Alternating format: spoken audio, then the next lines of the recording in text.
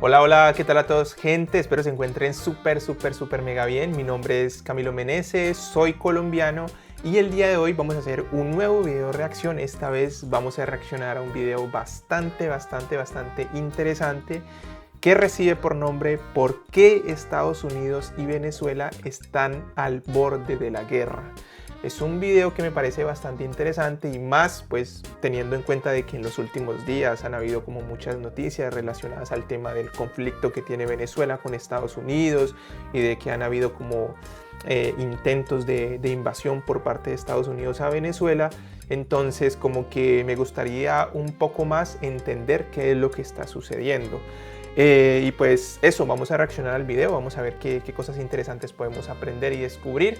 También les comento de que para los que estén interesados tengo un canal alternativo en el que me dedico a hacer videos de viajes. Si de pronto a alguno de ustedes les interesa por aquí o por acá, les dejo el link del canal. Así que pues gente, no siendo más, vamos a reaccionar al video.